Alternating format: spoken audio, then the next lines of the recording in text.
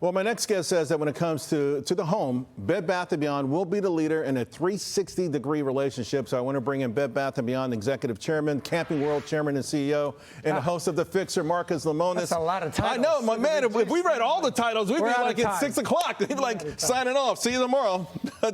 Let's talk about that because, you know, one of the value propositions for autonomous cars is the data that's going to be collected.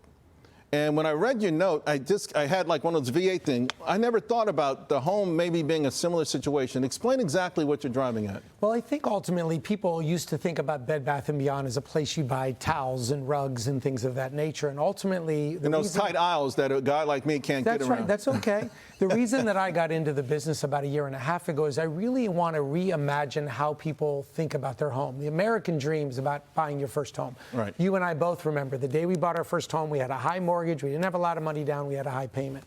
But the ability to transfer generational wealth from one homeowner to the next is something that I'm really focused on. And the ability to make home ownership more affordable is another thing I'm focused on.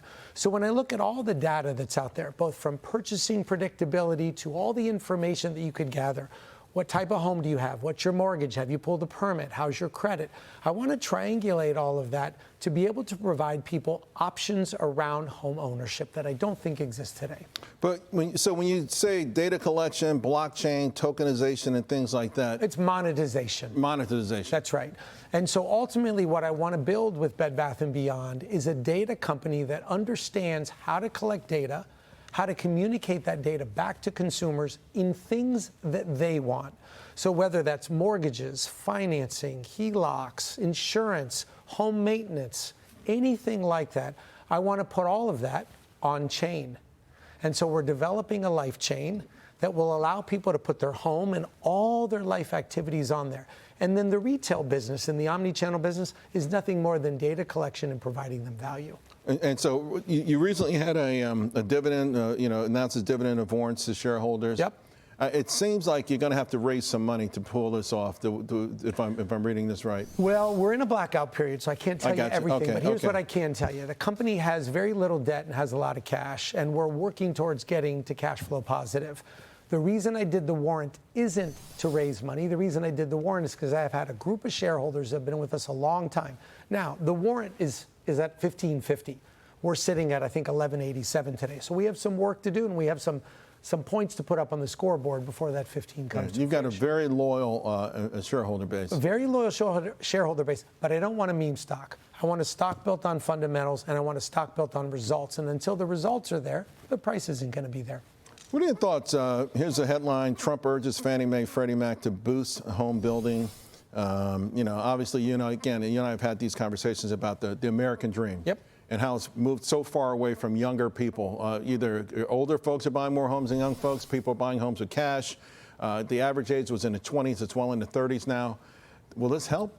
Could this help? What I think is lost on people today is the reshoring of manufacturing around this country, pulling it back from other countries, is going to find itself rooted in smaller communities or in more rural areas. As that happens, homes are going to need to be built because jobs are going to need to be had.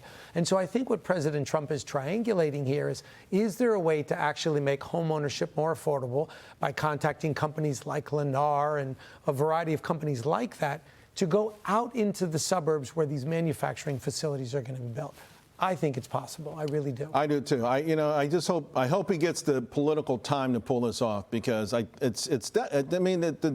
the data speaks for itself. The trends speak for itself. Well, is there a party that doesn't believe home ownership should be affordable?